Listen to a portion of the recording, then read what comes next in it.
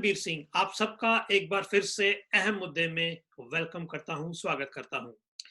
BJP यानी कि भारतीय जनसंघार पार्टी, इनकी फितरत बन गई है कि जब भी कोई हक की बात करे, सच की बात करे, इंसानियत की बात करे तो उसको कुचल दो, मार दो, खत्म कर दो। और ऐसा करने वाला अगर कोई, यानी कि हक की आवाज बुलंद करने वाला अगर कोई सो कॉल्ड दलित हो, जिनको ये पिछड़े वर्ग का कहते हैं, जिनको ये दलित कहते हैं, जबकि हमारी ऐसी कोई मंशा नहीं है कि हम किसी को भी दलित कहें, पिछड़े वर्ग का कहें। हमारे लिए सब इंसान है, सब एक समान है, सब एक बराबर है। लेकिन जो इनकी सोच है, आज हम उनकी बात कर रहे हैं कि जब भी इनको लगता है कि कोई दलित उठ के सामने आ रहा है, जब भी इनको लगता है कि कोई दलित हक की बात कर रहा है, तो उसको दबाने में, कुचलने में, मारने में, खत्म करने में ये अपना गौरव समझते हैं। ठीक ऐसा ही हुआ है 24 साला नवदीप कौर के साथ, जो कि हक की बात कर रही थी, इंसानियत की बात कर रही थी, मजदूरों के हक की, अपने हक की भी नहीं, मजदूरों के हक की बात कर रही थी, किसानों के हक की बात कर रही थी।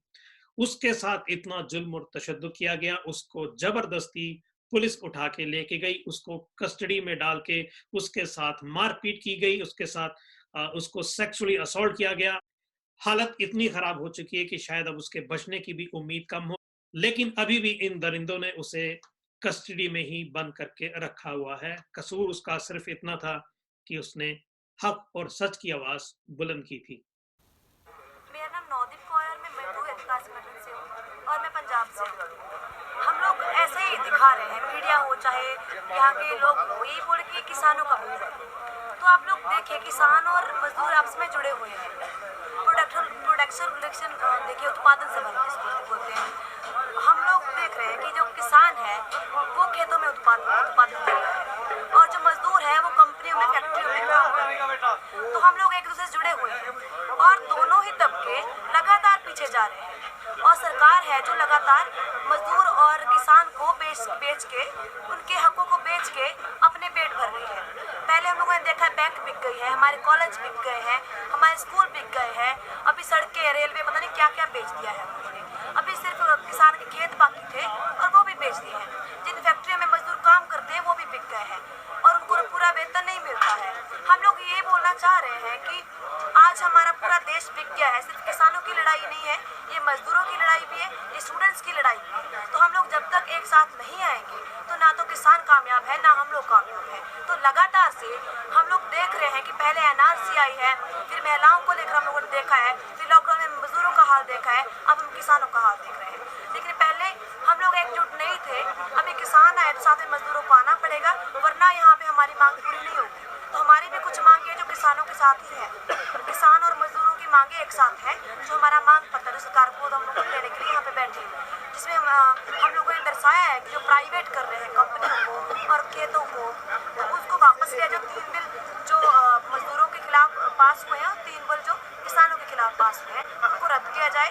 ये थी नवदीप कौर, जिसका कसूर आप लोगों ने देखा और सुना। सिर्फ इतना कि वो सच बोल रही थी, सिर्फ इतना कि वो हकीकत बयां कर रही थी। एक मासूम इस समय पुलिस कस्टडी में चीख रही है, चिल्ला रही है, दर्द से कराह रही है। लेकिन भारत का कानून और भारत की राजनीति कंगन और पायल पहने मुजरा कर रही है। जी हाँ, मुझे ऐसा कहने में कोई शर्म नहीं, ना ही मैं अपने लफ्ज वापस लूंगा, बल्कि मैं एक बार फिर इसे दोहराऊंगा जरूर कि जब एक मासूम पुलिस कस्टडी में चीख रही है, चिल्ला रही है, अपने पर हुई जुल्म की दास्तां बयां कर रही है, उस समय भारत की राजनीति, भारत का कानून, भारत की पुलिस कंगन और पायल पहने मुजरा कर रही है और दुनिया मुजरा देख रही है। इस सारे मसले पर जो भी कोई बोला, उसको इन्होंने गद्दार कह दिया, उसको इन्होंने टारगेट करना शुरू कर दिया, उसके पोस्टर जलाने शुरू कर दिए, उसके पुतले जलाने शुरू कर दिए, जैसा कि ये शुरू से करते आए हैं। नवदीप कौर की बहन भी अपनी बहन के लिए इंसाफ की आवाज उठा रही है, लेकिन अभी तक उसकी आवाज को भी नहीं सुना गया। 12 जनवरी को फिर से जब मजदूर जो है अपनी वेतन लेने के लिए इकट्ठा होते हैं, अलग अलग कंपनी से अलग अलग मजदूरों जिनका फंसा हुआ है, जिसने 2 महीने काम किया, 1 महीने काम किया, वो इकट्ठा हुए और उसमें नौदीप भी साथ में उनके गई। तो वहाँ पे पुलिस द्वारा उसको अरेस्ट किया गया वहाँ पे धक्का मुक्की की गई महिला साथियों के साथ भी, और जिसमें बहुत सारी मजदूर महिलाएं भी थी। तो वहाँ से ही सिर्फ नौदीप को टारगेट करके वहाँ पे अरेस्ट किया गया और उसको थाने के अंदर पिटाई की गई बुरी तरह से, जिसकी वजह से उसके बहुत सारा चोटें हैं और उसको करनाल जेल भेज दिया गया। उसके ऊपर धाराएं लगाई गई हैं, जो उसके ऊपर वायलेंस हुआ है वो बिल्कुल बेबुनियाद। कहाँ है वो सब जो ह्यूमन राइट्स की बात करते हैं? कहाँ है जो बेटी बचाओ और बेटी पढ़ाओ का नारा लगाते हैं? कहाँ है वो जब नारी के सम्मान की बात करते हैं? इस मुल्क में ये सब बेकार की बातें लगने लगी हैं। सच लगता है तो डॉक्टर इकबाल का वो शेर कि मुद्दतें गुजरी हैं इतनी, रंजोगम सहते हुए, शर्म सी आती है इस वतन को वतन कहते हुए। सत श्री अकाल।